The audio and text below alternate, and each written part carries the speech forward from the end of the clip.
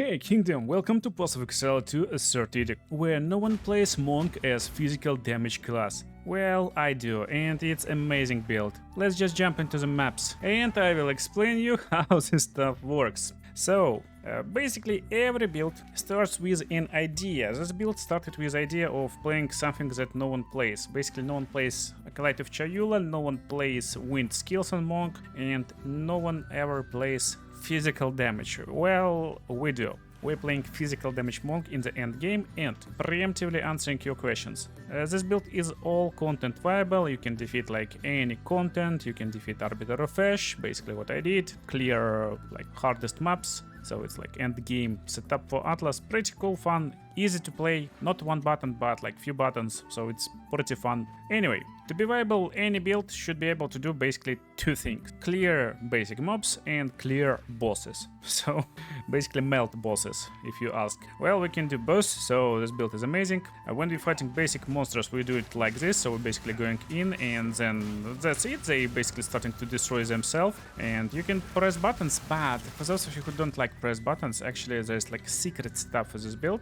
Not secret stuff, it works just like that. You can actually stand still, you can do nothing and you will win. So this works just like that. So you don't need to even like attack, it's zero button build if you wish to, but I like to press buttons sometimes. It just looks cooler.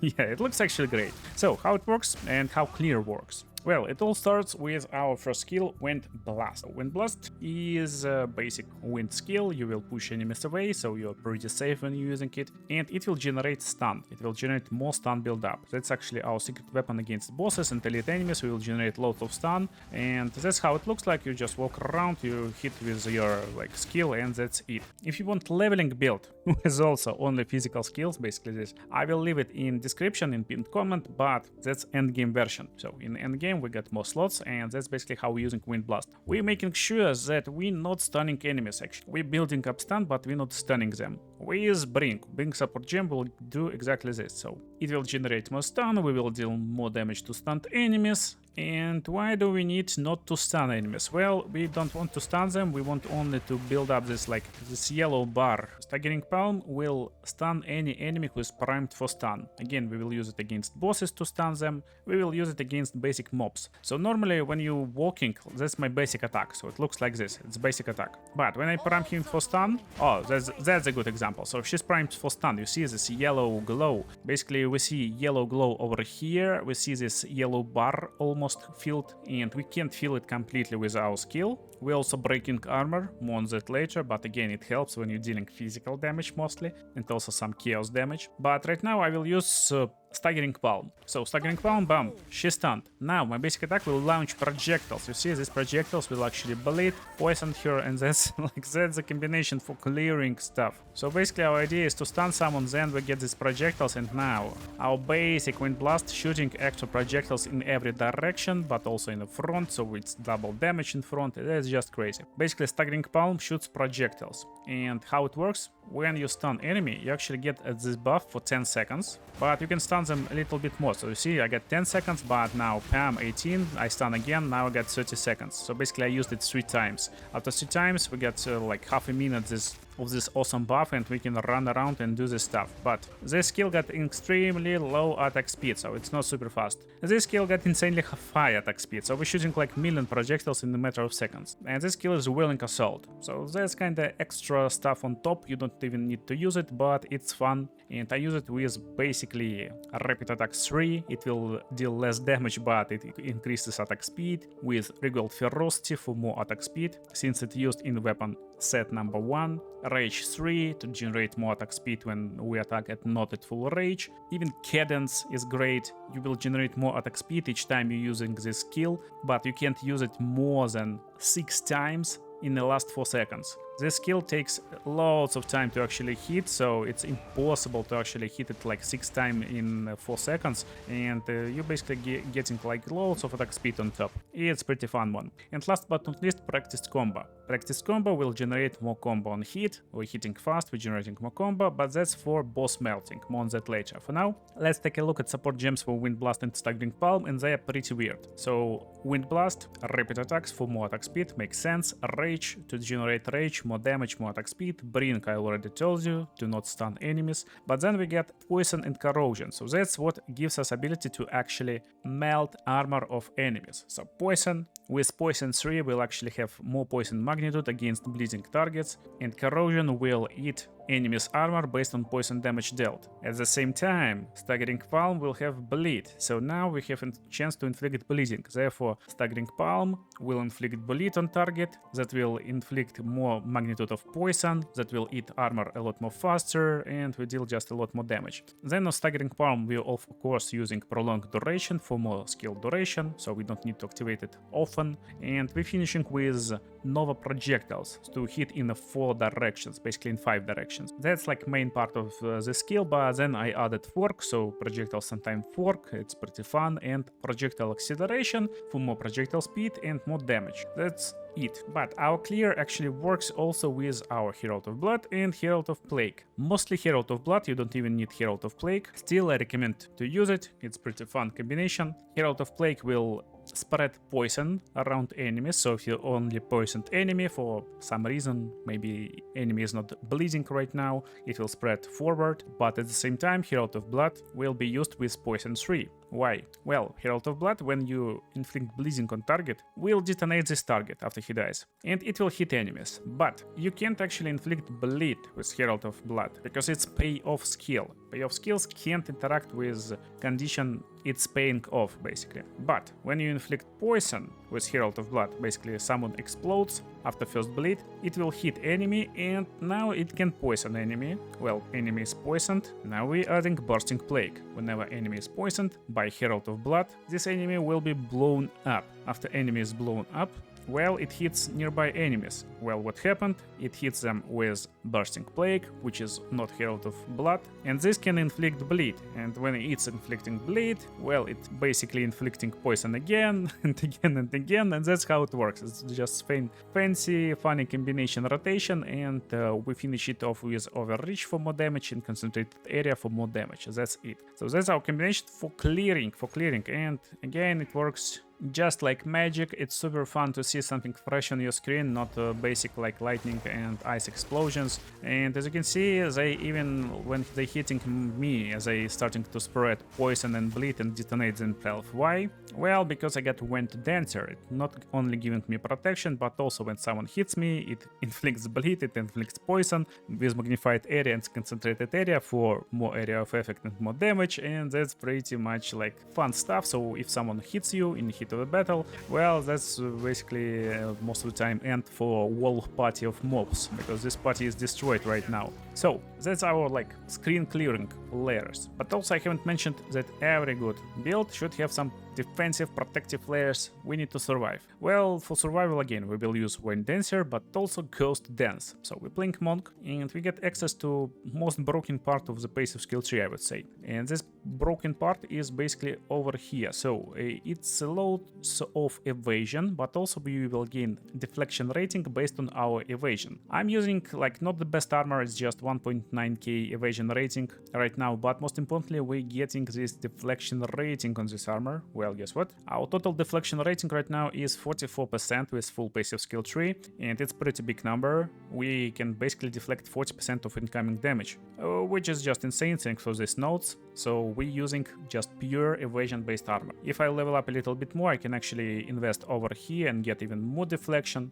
and deflect more damage from hits, which is just cool. But for other slots we're using purely energy shield armors. For gloves it actually doesn't matter, you can use like any gloves you like. For boots we're using like maximum energy shield boots and maximum energy shield helmet, if it's possible, some energy shield and global defenses on your amulet. Why is this? Because this node will give you evasion based on your energy shield on your helmet, so technically basic energy shield helmet becomes insanely cool mixed energy shield and evasion helmet. It's just best node in the game, I would say. You don't need like evasion helmets ever. only if you're looking for deflection on them, by the way, yeah. And kind of the same note will help us over here, so we will get energy shield based on evasion rating on equipped body armor. Again, we're getting more evasion rating, therefore we will get more energy shield, which is again completely fun and broken, let's call it like this. And there's more like notes, I will leave link for the full tree in the pinned comment so you can check it, but that's our defensive layer. For offensive layer, by the way, we got access to this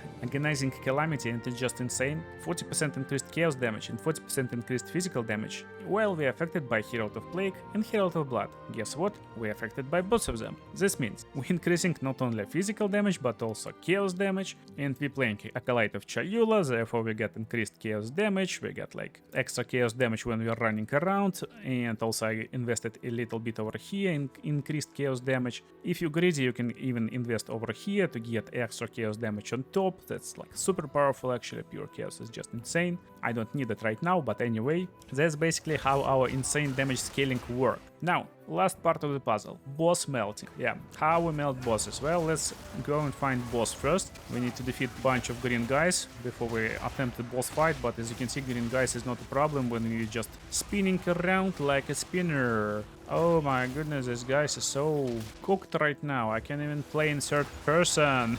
Yeah, okay, it's hard to play like this. So versus boss, our idea is to actually stun him. At least if boss is really powerful, maybe you got insanely OP gear and you can just defeat him with basic attacks. But if you don't, well, our first idea is to actually stun him. So when we're stunning him, we want to do it with our staggering palm. It doesn't matter if you miss staggering palm, but it's better to stun him with staggering palm. And then after boss is stunned, we start to spin. We start to spin, and that's because, as I told you, we get this support gem over here. We get practiced combo. It's not important, but again, it's good. So we're building more and more and more and more combo. Basically, we want to build as much combo as possible for our super secret combination rotation that we will use against the bosses. So he's trying to fry someone, but we will try to generate a little bit of stun on him, and it's a lot easier after a few seconds, because after his armor is broken, well, generating stun, it looks like a lot easier task. Now he's stunned, so we're pausing the game. By the way, I don't know why it works, but stun just depleted. Anyway, I will explain you like what will happen soon. So when we're generating combo, we will generate combo for skills with combo generators like Mantra of Destruction. But we can actually insert culmination support gem in any skill we like. And I inserted it in Quarterstaff Strike, so in basic strike. Now the strike will generate combo. So basically when I hit enemies with other melee strikes like Whirling Assault and we hit it really fast, this will generate combo. And it will deal like more damage, that's it. Anyway, we get rapid attacks to attack as fast as possible, with less damage. Why? Because we don't care about damage on the strike, we want to just attack as fast as possible with generated combo. It will waste all combo, and I will use Ellis Chime, or Elliot's Chime again. Now we get 10% chance to gain a power charge when expanding combo with supported skill. So that's the skill, by the way. So technically you need something around 10 stacks of combo and you can be 100% sure it generate power charge. Funniest part, this chance can exceed 100%. This means when you build, for example, 200, when you build like 20 stacks, you can actually generate like 2 stacks of power charge, but in most cases with 20 combo you can generate like full power charges, 5 or 6 or so. To help it, basically we got charge profusion, so we got more chances to generate additional charge. And why we need these charges? Well, to use other skills. Before we will use other skills, we will check this Mantra of Destruction. So when you use it, it requires a little bit of combo to use, but we will have it. We will get extra attack as chaos damage. That's why we're using Mantra of Destruction. With our combination of Heralds and passive skill tree, we get insane amount of extra damage on top with our like physical and our chaos damage. And therefore again, we're using efficiency, chaos mastery for more skill level, debilitation, I don't think it works, but anyway, and prolonged duration. For more duration, so we get like a little bit more of a room if you don't want to use next skill, like especially soon. So we just got loads of power charges. We just got loads of extra power as chaos damage. What we will use? Well, of course, we will use Flicker Strike. Flicker Strike attacks with physical damage. We're getting loads of chaos damage on top, and that's pretty crazy. This skill will have extra critical hit chance based on quality. Well, guess what? My passive skill tree is designed to give you loads of critical hit chance, and just by adding inevitable critical, which which will generate a lot of critical hit chance. Our critical hit chance for Flicker Strike with my build is 100%. That's it, 100%. So you always crit. That's another reason why we built critical damage bonus on this build. So main hand critical damage bonus is 350 right now. It can be higher, but it is what it is. It's enough to beat the game. And what we got here, we got culmination. So this builds combination at the same time. So you can build like 100 combo. You can generate charges with Quarter Staff Strike, get more chaos damage with Mantra of Destruction, and just hit Flicker Strike. It will critical strike with lots of chaos damage on top, multiplied by Heralds, and it just melts enemies. To have even more damage, we will use Ancestral Call. We will use heightened charges to have ability to benefit from double charges. It's a low chance, basically 1 of 5, but it's just insanely fun if it triggers, and perpetual charges, so we have ability to not consume charges. It's also great, even without combo, you can use it second time and it's pretty fun. So he's not stunned as far as I can understand. Let's actually attack him. No, he's stunned.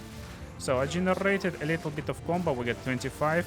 And right now I'm doing basic attack, mantra, pow, pow, and with charges, pow, pow, pow, pow, pow, he's out. So that's how it works.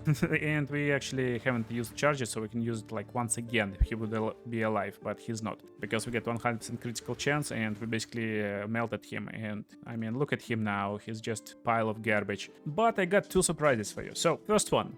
Every item on me right now is self-crafted. And you see video on the screen right now, it shows a bunch of these crafts. Also there will be a bunch of links over there, so if you want to learn crafting, check over there. But also I got insanely cool edited video of this journey. Make sure to check it also, it's really fun, and see you in the next one.